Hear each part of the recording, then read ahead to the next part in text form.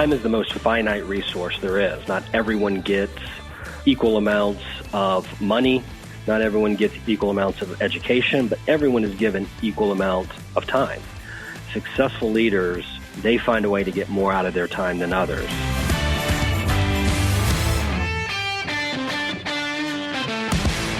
Welcome to episode 244 of the industry's leading business podcast for fitness owners and managers. This month's interviews are brought to you by our podcast partner, One Fit Stop. One Fit Stop provides scheduling, client management, programming, and payment collection tools that will set your business up for success. To find out more, go to onefitstop.com or click on the link in today's show notes.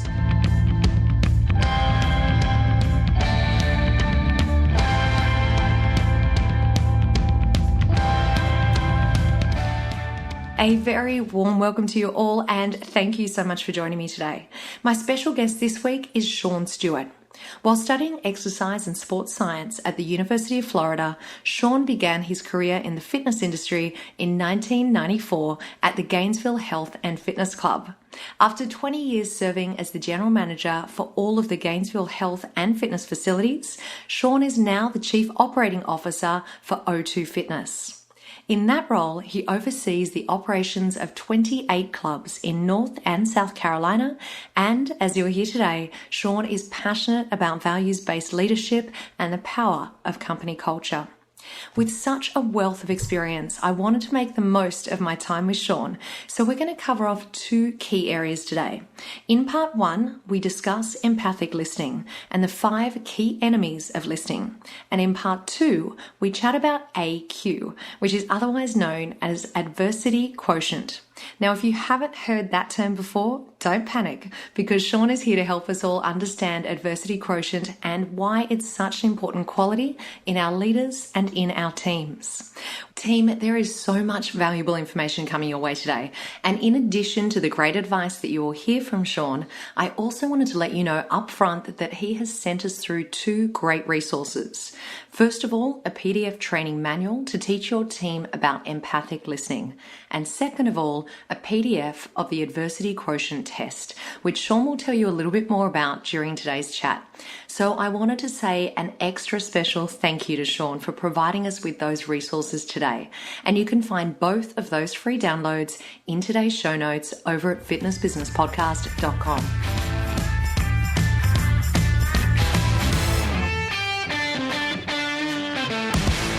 Now, I'm not sure about all of you, but early on in my career, I learned about active listening. It's a term that I feel like we hear quite often, and especially any of us who have been in sales roles.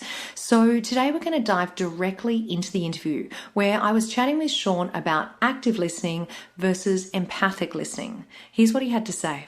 You know, when you think of active listening, it teaches you to be attentive, asking questions, paraphrasing, and so forth.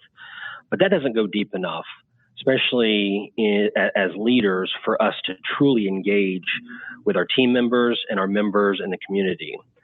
And I think what active listening misses is the most important aspect of listening, which is empathic listening, listening with empathy, listening to build trust. You know, we know what people listen to, the words, the tone, and the body language. We know body language makes up about 70%, tone makes up about 20%, and the words make up about 10%. But I don't know if most people actually believe that, and their actions certainly don't exhibit that. There's a drill that most people are probably familiar with, but it's one that I still love to do when I'm teaching empathic listening, and that's the I didn't say I kicked my dog drill.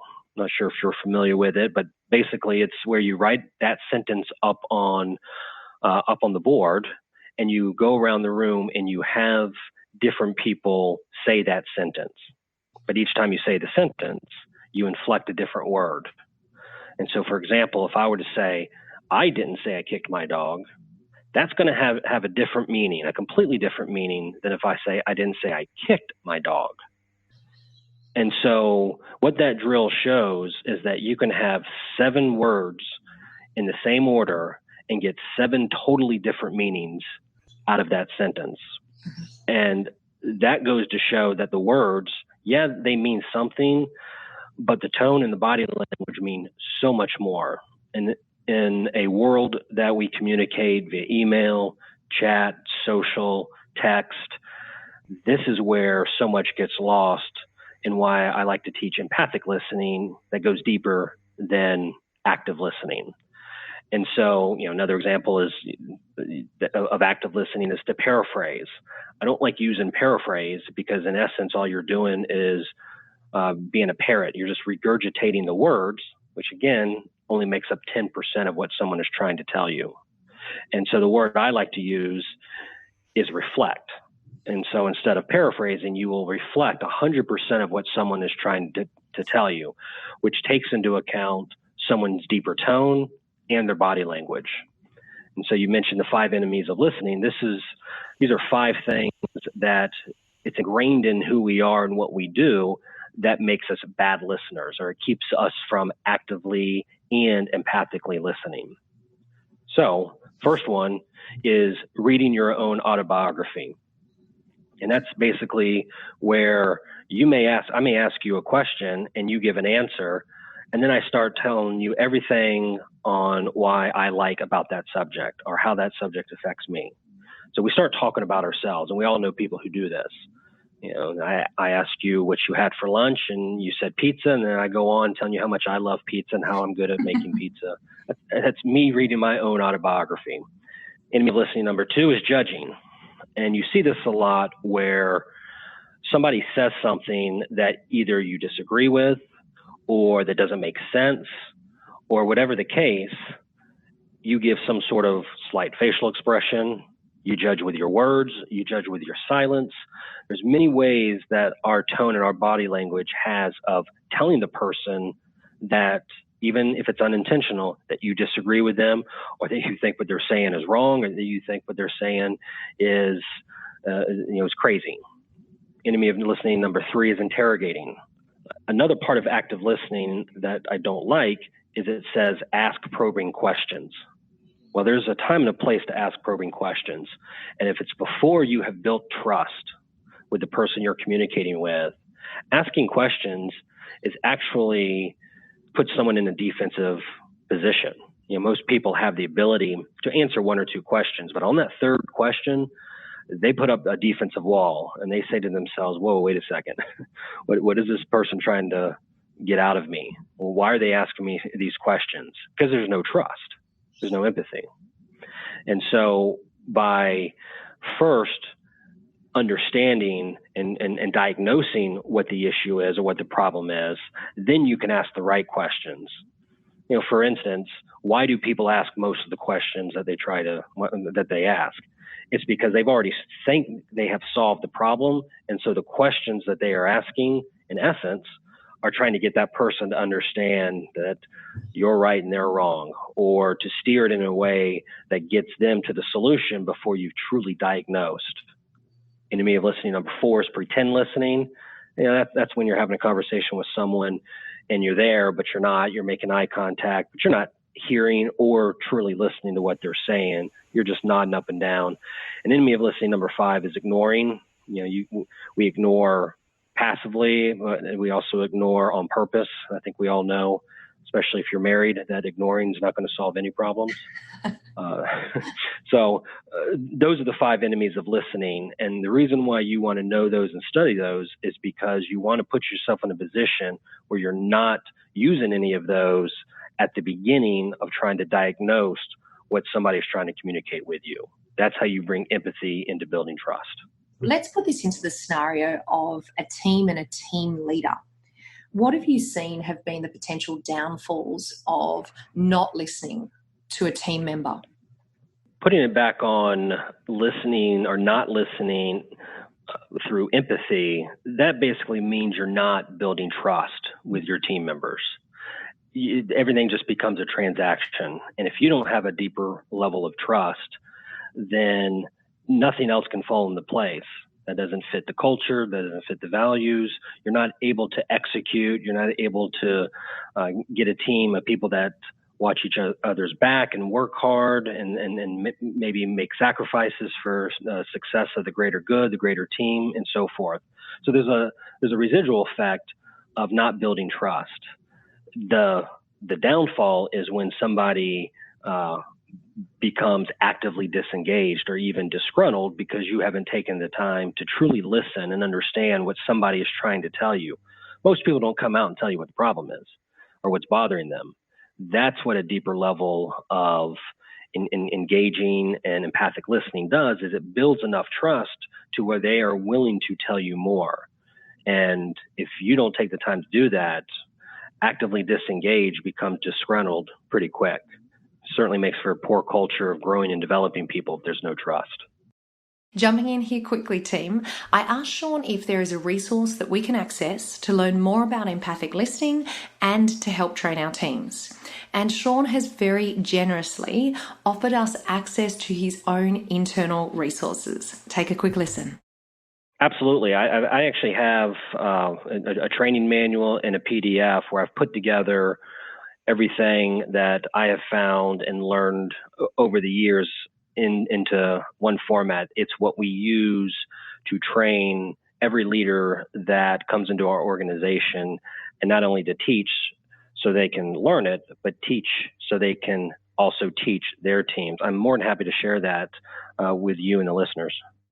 How amazing is that? A huge thank you to Sean. And if you head over to fitnessbusinesspodcast.com after today's interview, then you'll see a link in the show notes where you can download that file. Let's now transition into part 2 of my chat with Sean. Now, most of us have heard the terms IQ and EQ, but today we're talking about AQ, which is also known as adversity quotient. Here's what Sean had to say. Adversity quotient is basically your ability to withstand different levels of adversity. Most people know IQ and are familiar with EQ, emotional. Not everyone is familiar with AQ. They certainly don't look for someone's adversity quotient when hiring and developing leaders, yet it's one of the most important aspects of leadership. I forget the year, I think it was the mid-90s, there was a book that came out called Adversity Quotient, written by Paul Stoltz. And basically, it talks about adversity quotient is the measure of your resilience. And I've certainly come to realize that resilience is the key common denominator in terms of growing great companies and certainly having successful outcomes. Without adversity quotient, the success of your team will be capped. It'll be finite. Another great saying is winners aren't those who never fail, but those who never quit. Adversity quotient is like any other skill. It can be improved, and leaders should practice, study, and continue to do everything they can to improve this skill. So to kind of break it down a little bit further, there's 4 main areas of AQ. And you can remember it by the acronym CORE, C-O-R-E. And the C stands for control, which influence you believe you have over that particular piece of adversity. O is ownership, and ownership is your ability to do anything to improve the situation, regardless of your position. Doesn't matter where you fall on the hierarchy. When there's adversity, you step up to the plate and do anything you can to improve. That's taking ownership. R is reach, and reach is your ability to avoid having the adversity reach other aspects of your life. So if something bad happens at work, you don't allow that adversity to go into your personal life or other departments and so forth. And the E is endurance. Endurance is the length of time the adversity stays with you. And people who can withstand a lot of adversity, they have a lot of endurance, and they don't allow it to linger on and on and on. So really understanding these 4 aspects will help determine if you're a quitter, a camper, or a climber. Quitter, camper, and climber. Can you help us understand each of those a little bit better? Sure. And it's a great analogy to help understand the 3 main categories of adversity quotient. So pretend you're at the base of a mountain. The mountain is steep, treacherous terrain, conditions are atrocious.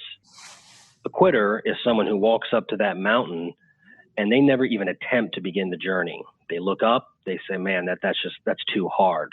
So they don't even attempt. That's someone who has very low adversity quotient. Whereas a camper will actually try to climb the mountain. They're up for the challenge. And they go all the way up until it gets too hard. They say, I've had enough. They're able to withstand moderate amounts of adversity, whereas climbers keep going until they reach the top. They keep going until they reach their success. Now, they have a quality that's different than the others. And that quality is they actually get better and more focused as the adversity increases. The more adversity they face, the better they become. Now, why is all this important?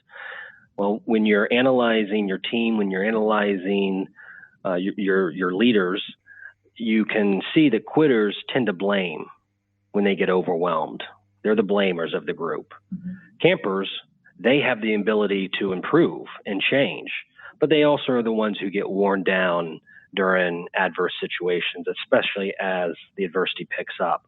They lose hope when adversity is high. It's okay to have campers on the team because they at least try. And more importantly, most campers have the ability to become climbers. Now, climbers are the resilient ones. They're tenacious. They focus on solutions over blame. And what makes them special are they're very trusting and agile. And a leadership team full of climbers is very important if you're in a growing organization and want to inflict change on the organization. I am imagining that we're all sitting here at the moment thinking about the people that are in our current teams and probably can very easily identify which one of those three categories they fall into, especially if we've been working for someone for a little while. But Sean, what about when, just taking it back to our early conversation about hiring, because when it's super early on and you're just getting to know someone, are there any tips or tricks, ways that we can work out really early on whether or not they're a quitter, camper, or climber? The best way is the assessment test that comes with the adversity quotient. And I believe it's free. It's one you can get online. I've used it off and on for years, and it's a great tool to give you kind of a baseline of where people are. You know, most people aren't quitters. They may have traits that show that they have quitter in them. That doesn't mean they're an actual quitter. And usually that comes where they're blaming others or they're excuse makers, but that doesn't mean they're 100% quitter. They're just showing those traits. And so as a leader, I know, number one, either not to hire them, or if I've identified them as someone on the team, they're not lost. I can still invest in improving them. Same way with the campers, same way with the climbers. And so the score, the assessment that the adversity quotient shows for me is where you can really pull out the climbers, the ones who exercise those four categories of the core, the control, the ownership, the reach, and the endurance. Team, once again, as I mentioned up front, Sean has been super generous and sent us through the AQ test that he was just referring to. It's a downloadable PDF, and we've added the link in today's show notes at fitnessbusinesspodcast.com. So go ahead and make sure you download it straight after today's show. Let's get back to Sean now, where we're going to finish off with this week's Fitbispiration. And to wrap up parts 1 and parts 2 of today's interview, I've asked Sean to share 3 actions for fitness business leaders to build an amazing team. Absolutely. The first thing I would say is to understand that all great companies, all great organizations, all great sports teams, you name it, they're all built on the same principles. And I call it the organizational pyramid. And it's simply a pyramid with 3 parts. At the bottom of the pyramid, that's called the foundation. So a great company or great organization understands that they build their company on a foundation of having a vision that's clear, having a mission that supports the vision, having core values that are more than just something you stick up on a wall. They're the guiding principles of every decision that you make. They understand their why they exist, the core principles and core ideology of the company. So that's the foundation. The second, in the middle part of the pyramid, are systems.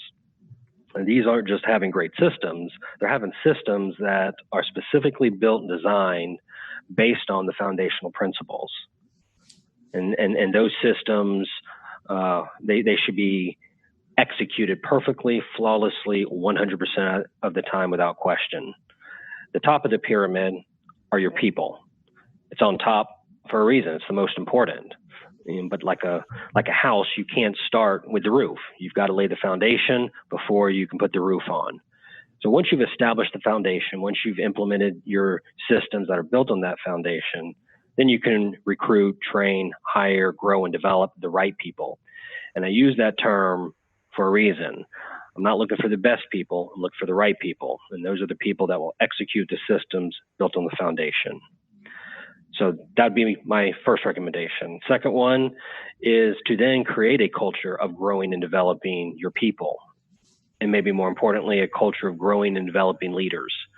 I always tell every new leader at O2 Fitness, the first responsibility you have with our company is the responsibility of growing and developing future leaders.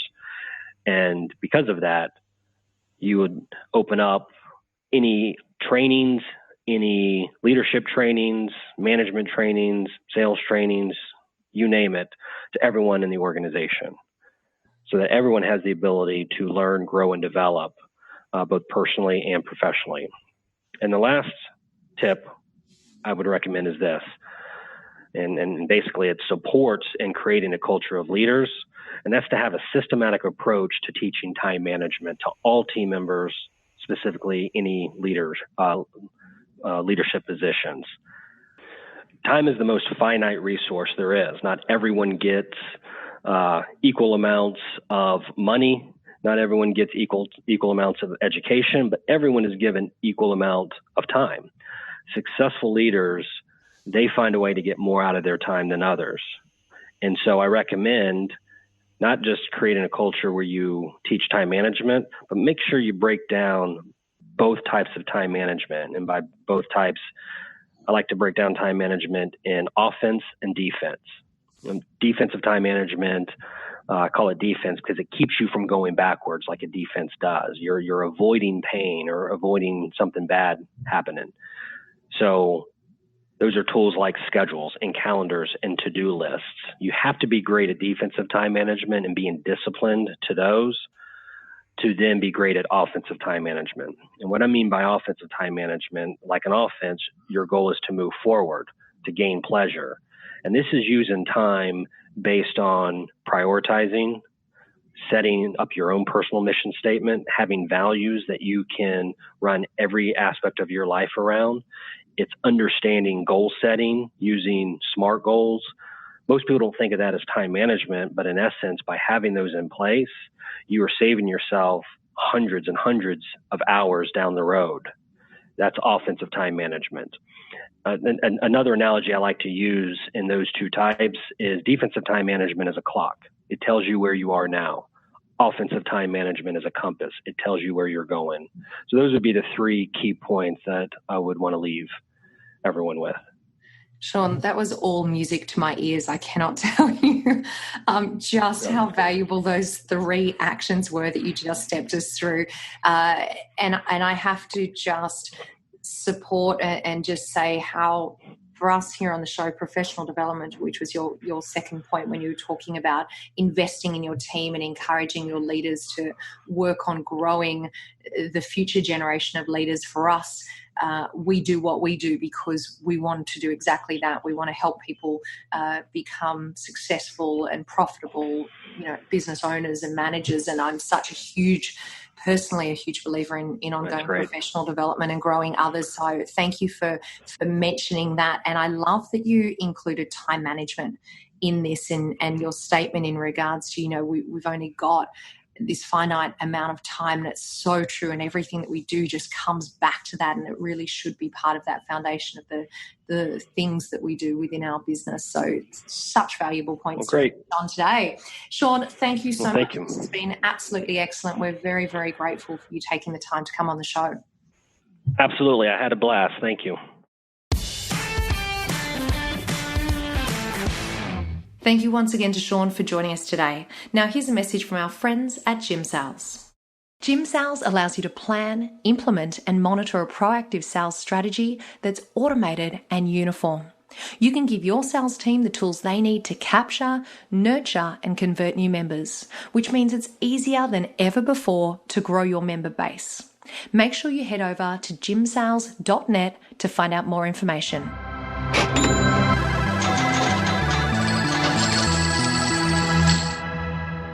Get ready for this week's bonus segment, your extra injection of information, education, and inspiration to strengthen your fitness business. My special guest for this week's bonus interview is Michelle Melkerson Granrad.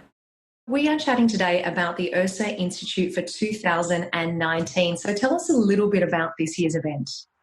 Well, URSA Institute happens they hold it at the business school at UNT in Chapel Hill, and it happens from August 6th through 9th. And it is a residential educational program where club operators have created a curriculum for club operators, and it's taught by club operators. And for anyone that hasn't previously attended the URSA Institute, who is it for? Like, who should actually be attending the event? I think it's really for anybody in the industry who wants to be a leader, who is a leader, who wants to heighten their game, and really have an opportunity to look at all the different aspects of what it takes to run a club and learn best practices. And it might reinforce some of the things that they're doing, but also give them some ideas of how to improve what they're doing already. Well, I have to tell you, every year when the delegates come out of the URSA Institute, the feedback from them is so overwhelming. They just say what an amazing time they've had. And for the last couple of years, we've had Pam join us on the show to talk us through some of the highlights of the event. So can you talk us through the 2019 highlights? What can we look forward to? Well, I think the first thing is the networking. But it's so much more than getting to sit around a round table and get to know these people. It's a little bit like going to summer camp, because we're eating all three meals with each other. We're working out in the morning before we get started. There's opportunities for meet and greets and more casual opportunities to really get to know people. And so I think, to me, that's the number one, is that we are creating not only friendships that are lifelong, but resources that are lifelong. I also think that having access to the people who are leading the educational seminars, you have access to them not only before and afterwards, but really throughout the whole program. They're typically participating just like the other folks are. Some of the great presenters that you'll see are Brenton Garden, Bill McBride, Allison Flatley is going to be there, Chris Stevenson, and they're entertaining as well as full of stupendous knowledge. It is such an amazing opportunity, I've got to say, Michelle, because really there are very, very few chances that you have that time to spend with people with so much knowledge and so much experience. And as you say, the URSA Institute is set up in a way that you can do all of that networking. You not only get to hear those people speak, but you actually get to spend quality time with them through the days and through the sessions. And just remind us, how many days does the URSA Institute go for? So the URSA Institute runs for 3.5 days, because it starts in the afternoon of the 6th and then runs until about just after lunch on the 9th. Okay, so for everyone that is listening, that is interested in attending this year, where do they go to register? They go to the URSA website. On the landing page, it's at the very bottom. They can also go to the events page and they will find it there. Fantastic. Well, Michelle, thank you for taking the time to join me today and tell us all about the URSA Institute for 2019. Thanks, Chantal. It's been such a pleasure. Thank you once again to Michelle, and we have put a link in today's show notes for the URSA Institute. So head over to fitnessbusinesspodcast.com where you can find a direct link to find out more information. Precor Quickfire 5. This week's Precor Quickfire 5 guest is none other than Instagram expert Tyler J. McCall. Let's dive in. Tyler, a super, super warm welcome to the Fitness Business Podcast. Thank you. Thank you so much for having me. I cannot start to tell you how excited I am to have you on the show, not only because of your area of expertise, because of all the wonderful things that I've heard about you and I've heard from you, but also I've got to tell you, Instagram is my favorite platform. So, mine too. I think I'm a little biased, but I agree. So this is going to be a really exciting one today. So let's kick things off with a Precor Quick Fire 5 and tell everyone, why do you do what you do? I do what I do because I believe that everyone has a story to tell, and that the best way for people to share those stories and market online is in a way that's genuine and intentional, so they're not wasting their time and they're being honest and true to themselves. And I think Instagram is a heck of a place to make that happen. And what's one ritual that helps you become better at what you do? Oh, listen, I'll be fully transparent and honest that I'm trying to get better at these things every single day. One thing that I do that helps me is just when I come into the office each morning, I just take a minute to really practice that kind of conscious awareness of being grateful for my life and what I have, and that this is what I get to do every day. And that moment every morning of just kind of sitting in my desk chair at my computer, just closing my eyes, taking a moment to be grateful really makes all the difference. Oh, that is a beautiful ritual, Tyler. And it is challenging in a world that is so busy and so many things want our attention. To have that couple of minutes of silence and thought is challenging, but that's a beautiful ritual to have at the start of your day. And tell us, are there any apps or systems that you use to stay in control of your workload? Yes. So my team and I recently started using a tool called Monday.com, and it's a project management system. And y'all, it has changed my life. I'm obsessed. There's a lot of talk out there about Monday.com at the moment. I'm hearing it more and more often. So it must be a great one. And for anyone that doesn't already have their project management system, I will put a link to Monday.com in today's show notes. And tell us, is there a book, a podcast, or a blog that you would recommend and why? Yes. So, oh my gosh. Well, I have so many, but the book that really changed so many things for me in my life and my business is the book You Are a Badass by Jen Sincero. And that really, for me, that book made all of the mindset work I had heard about and I had been doing in my business, all the work around mindset and manifesting and believing in yourself, all of that, it made it practical, fun, it made it understandable, and it was a game changer for me. Thank you for sharing that. We haven't had that recommendation before, so we will definitely grab the link to that and pop it in the show notes for everyone today. And, well, this kind of goes without saying, but just give us a brief overview about the topic that we're going to be focusing on during your main interview. Yeah, so we're going to be talking all things Instagram and how you can use Instagram to not just grow your presence online, but turn your followers into raving fans, and why it matters that you have fans on the internet. Oh, I cannot wait. I'm so excited. We're going to get straight into your main interview. Tyler, thank you for joining us today for the Precor Quick Fire 5. Thank you. Thank you for joining me for this week's show. And of course, a reminder that all the resources, the links for today's episode can be found at fitnessbusinesspodcast.com. I want to thank our foundation partner, Active Management. As a listener of the show, you have a special opportunity to work with JT. You can get one free session when you buy one coaching session. No matter where you are in the world, technology allows him to work with you. Just go to activemgmt.com.au/FBP family and work with JT to get more people moving and moving more often. That's one free session when you buy one coaching session, and it's exclusively for you. Go to activemgmt.com.au/FBP family.